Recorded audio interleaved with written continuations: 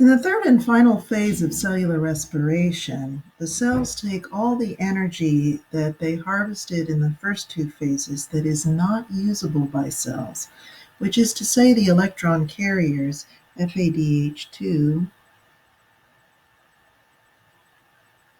and NADH,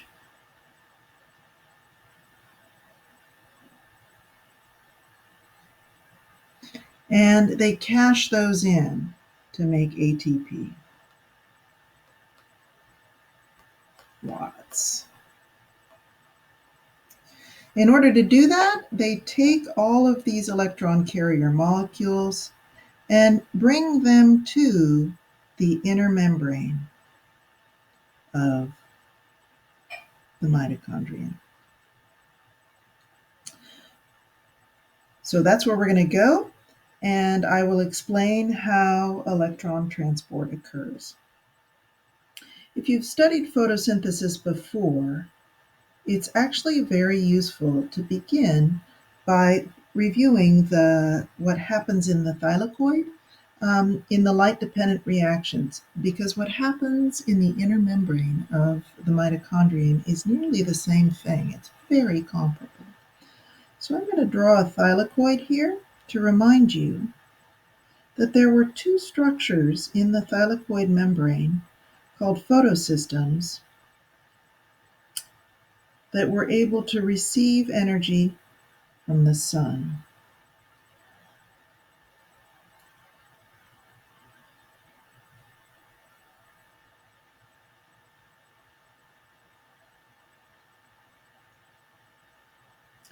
That energy got transformed into electrons that got carried through the membrane, a process that essentially is like electricity, moving electrons, and they got carried by these little membrane-bound electron carriers that work like a bucket brigade. So membrane-bound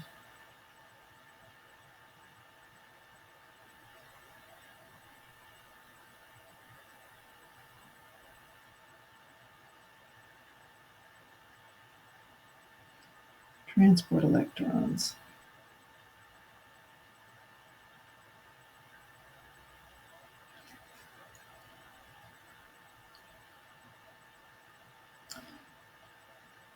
Third thing that happens is that a gradient of protons accumulates in the space inside the thylakoid. And the way it accumulates is because a little pump exists. Here, one of these membrane-bound carriers is a pump that can move protons into that thylakoid space. And that pump is powered by the electricity that's moving through this membrane. So the electricity is moving from here all the way through this membrane, and it powers the pump and allows it to do its work of creating that gradient. So a proton gradient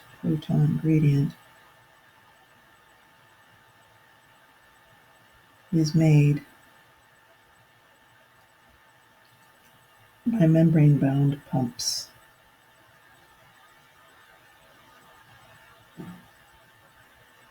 There's just one in photosynthesis. Okay. And then in the final step of the light-dependent reactions, if you recall, there's this cool molecular machine called ATP synthase, which has a diffusion channel through it, and protons diffuse out of that channel.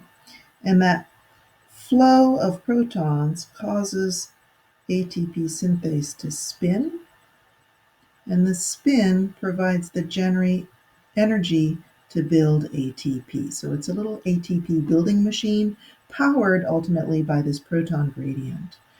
All right, so I'm going to put that as our step 4, ATP synthase builds ATP. All right, now look at those 4 steps. Those are the very same 4 steps we're going to see in the inner membrane of the um, mitochondrion. So there are going to be membrane-bound proteins that receive energy, those that transport electrons, those that generate a proton gradient, and then there's going to be ATP synthase, the very same machine building ATP. The number and arrangement of these things are a little different, but the process is the same. Okay, so here we go. I'm going to take you now to that membrane. So here we are at the bottom of our mitochondrion. Here's the outer membrane. Here's the inner membrane. And here's the matrix. Okay, and energy is received. Now, here is one difference between cellular respiration and photosynthesis. The energy that's received in photosynthesis, of course, is light. And here, the energy that's received is these electron-carrying molecules that are raining in on it because they were produced by the electron, by glycolysis and the Krebs cycle. Okay, so there are two structures here that can receive those electrons, right? One of them receives NADH and the other receives the electrons from FADH2. And once the NADH and FADH2 have dumped off their electrons, they become their sort of uncharged versions, and they go back and go get more electrons by going back to the Krebs cycle and glycolysis. So that was step one, receipt of energy. The second step was that transformation, so that the energy becomes this movement of electrons. And in order for those electrons to move, we need membrane-bound electron carriers. So I'm going to put a check mark in every membrane-bound electron carrier in this system. That's right. Every single one of these proteins can act as part of that bucket brigade, generating that electricity-like current going through the membrane. Okay. The third thing I said that happened in the light-dependent reactions was that pumps that were powered by that flow of energy could move could move protons against their gradient from one side of the membrane from low concentration to high concentration. And there are pumps that do that. In fact, there are 3, and these blue arrows that point down here are those pumps, and those arrows indicate the direction of flow of protons against the gradient from low concentration to high, right? And the result is that this intermembrane space is the space that's equivalent to the thylakoid space. It's the place where the concentration of protons gets very high. And then the fourth and final step is ATP synthase. And here we see it with its channel allowing the flow of protons from high concentration to low, which is just by diffusion, powering the spin of this machine. And the result of that spin is the ability of it to make ATP. Okay, and it makes lots of ATP because it has a lot of energy coming into it. Now, there are a few differences between cellular respiration, this electron transport is what we're calling this step, and the light-dependent reactions of photosynthesis, and I want to highlight a couple of important ones. Of course, I've mentioned that the source of energy is not sunlight, it's these electron carriers.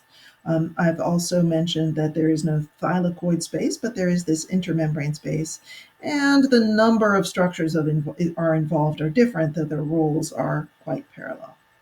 There's one other important key difference, and it's one that is perhaps the most important key difference, and that is what happens to the electrons when the process is finished. I'm going to scroll back up to my little thylakoid here to remind you that when electrons were flowing through here, and I drew them in yellow with their flow, they actually ended up at a particular destination. And if you recall, That destination was an electron carrier called NADPH. So NADPH picked up the electrons that had been flowing through here and carried them away. You can't just leave electrons lying around because they're going to do damage. And as a consequence, you have to they have to go somewhere. And it is not NADH that picks up the electrons here. Instead, it's oxygen.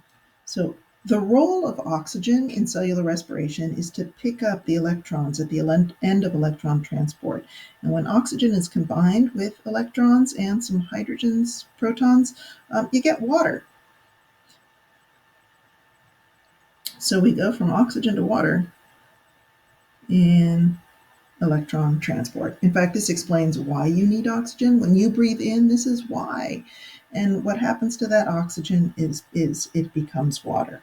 So the O2 becomes water. And in the Krebs cycle and glycolysis, what we did was we took glucose and made carbon dioxide. Right, and this is starting to look familiar. I'm going to add some numbers here to make the equation balanced, and this yields a ton of energy as a result. The amount of energy it yields, let me summarize. It's not just lots. We got 2 ATPs from glycolysis, 2 from the Krebs cycle, but from the electron transport, we can get plus or minus 32, so an average of a total of 36 ATP if cellular respiration is complete with oxygen present. And I say plus or minus because the functionality of the electron transport chain depends a little bit on environmental variables like temperature, so it can range this value can range a little higher and a little lower than 36 ATPs. It's not always exactly 36. All right, so that is electron transport.